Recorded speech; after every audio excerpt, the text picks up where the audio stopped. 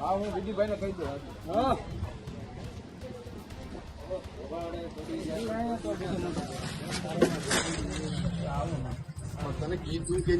અને વિડીયોની અંદર કહે છે કે આમ આદમી પાર્ટીના નેતા પિયુષ દ્વારા તેને કહેવામાં આવ્યું અને એના કારણે તેને આ જૂતું ફેંક્યું અને તેનું એકમાત્ર કારણ કે ગોપાલ ઇટાલિયા ઉપર જૂતું ફેંકાય એટલે ગોપાલ ઇટાલિયા એ મોટા માણસ બને, રાજનીતિની અંદર તેઓ ખૂબ આગળ વધે.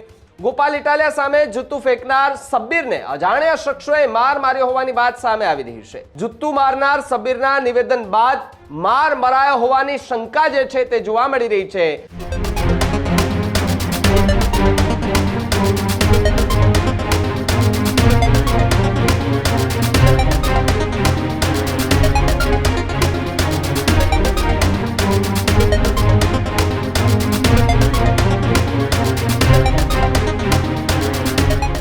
નમસ્કાર, આપ જોઈ રહ્યા છો ન્યૂઝ રૂમ ગુજરાત અને આપની સાથે હું છું ભાવિક. મહત્વપૂર્ણ સમાચારો પર નજર કરી આ બુલેટિનમાં. તો જૂનાગઢના માળિયા હાટીનામાં આમ આદમી પાર્ટીની એક સભાનું આયોજન હતું. આ સભામાં ગોપાલ ઇટાલિયા પર જૂતું ફેંકવાનો મામલો જે છે તે સામે આવ્યો હતો. ગોપાલ ઇટાલિયા સામે જૂતું ફેંકનાર સબ્બીરને અજાણ્યા શખ્સોએ માર માર્યો હોવાની વાત સામે આવી રહી છે. સબ્બીરને માર મારે તેવો વિડીયો પણ એક વાયરલ જે છે તે થઈ રહ્યો છે.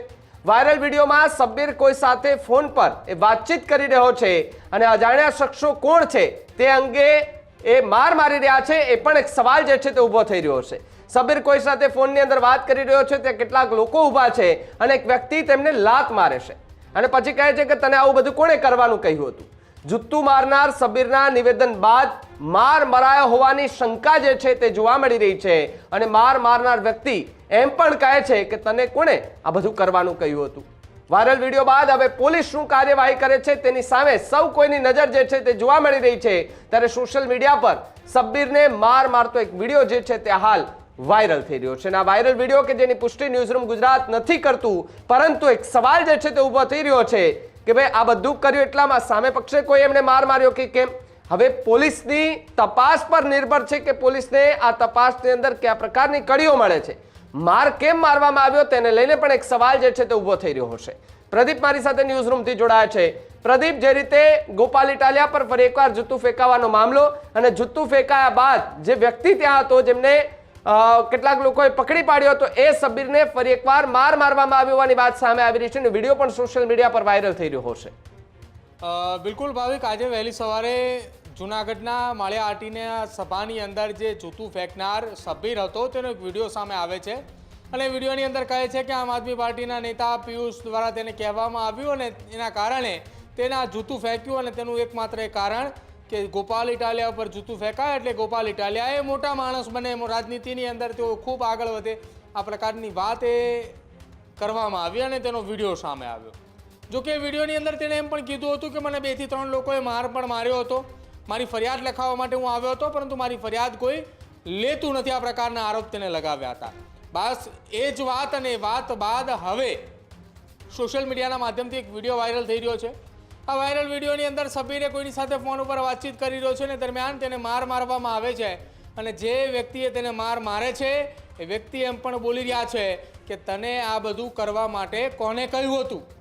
જોકે ત્યાં આસપાસ અન્ય બીજા 2 થી 3 શખ્સો પણ ઊભા છે.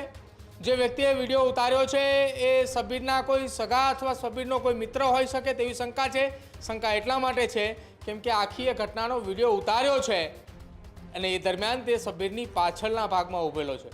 પહેલાં એ વિડીયો બતાવીએ અને વિડીયોની અંદર શું કઈ ચર્ચાઓ થાય છે એ સાંભળો ધ્યાનથી, કેમ કે એ વાયરલ વિડીયોની અંદર માર મારનાર વ્યક્તિ જે છે તેને રોકવામાં પણ આવે છે, તેને પૂછવામાં પણ આવે છે, પરંતુ તે કંઈ જવાબ નથી દેતા. તે માત્ર ને માત્ર એક સવાલ કરે છે કે તને આ બધું કરવા માટે કોને કહ્યું હતું. સાંભળો પહેલા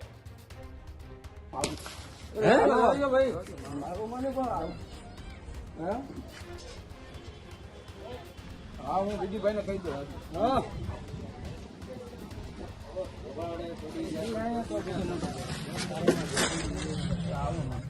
તને કીધું કે નહીં નામ દઉં ને ભાઈ મારું મને પણ હા હું વિજયભાઈને કહી દઉં. હા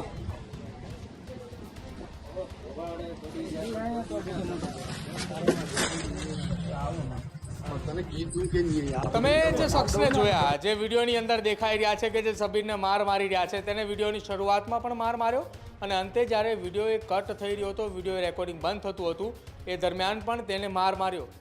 આખી આ ઘટનાની અંદર 2 વખત માર માર્યાની વાત છે, પરંતુ એક વાત એવી પણ છે સબીરના આરોપ પ્રમાણે કે આ એક શખ્સ નહીં પરંતુ અન્ય બીજા 2 શખ્સોએ પણ માર માર્યો છે. આ વાયરલ વિડીયો ત્યારે સામે આવે છે કે જ્યારે પિયુષ પરમાર નામના શખ્સ માળિયાહાટીના વિસ્તારની અંદર જ રહે છે, આમ આદમી પાર્ટીના નેતા છે, તેમના ઉપર આરોપ લગાવતો એક વિડીયો સામે આવ્યો અને ત્યારબાદ આ વિડીયો એ ખૂબ અત્યારે હાલ વાયરલ થઈ રહ્યો છે અને ચર્ચાનો વિષય બન્યો છે. જો કે સબીરનું એવું પણ કહેવું હતું આજે સવારે જે વિડીયો આવ્યો તેમાં તેણે એમ પણ કહ્યું હતું કે મારી કોઈ પોલીસ ફરિયાદ નોંધતું નથી. કયા કારણોસર નથી નોંધતું અને શું એ ઘટના છે? શું સબીર જે ફરિયાદ નોંધાવવાની વાત કરતો હતો એ આ જ વાયરલ વિડીયો હતો કે અન્ય કોઈ વિડીયો હતો?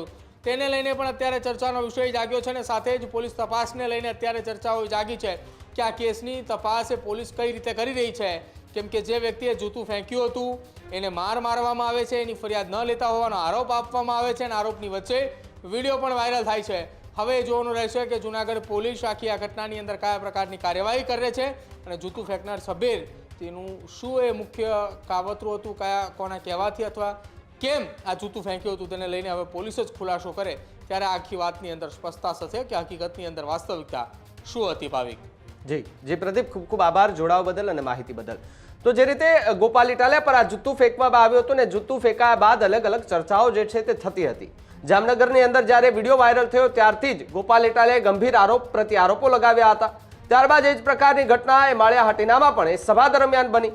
તે દરમિયાન પણ સવાલો જે છે તે ઊભા થઈ રહ્યા હતા અને ત્યારે ગોપાલ ઇટાલિયાએ કહ્યું હતું કે ભાઈ હું જ્યારે ભાષણ કરવા આવ્યો તે જ સમયે એ વ્યક્તિ ઊભો થઈને મને જૂતું ફેંકવા માટે ત્યાં મારી ઉપર જૂતું ફેંકવા માટે થઈ અને સીધો ઊભો થઈ ગયો.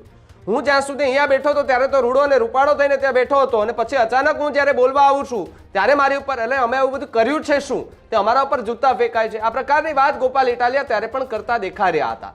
ત્યારે જે વ્યક્તિ જૂતું ફેંકવા માટે આવ્યો હતો તેમને માર મારવામાં આવી રહ્યો છે એ પ્રકારનો એક વિડીયો સોશિયલ મીડિયા પર હાલ વાયરલ થઈ રહ્યો છે અને વાયરલ વિડીયો જે છે તે હાલ તો તપાસનો વિષય જે છે તે બનતો દેખાઈ રહ્યો છે.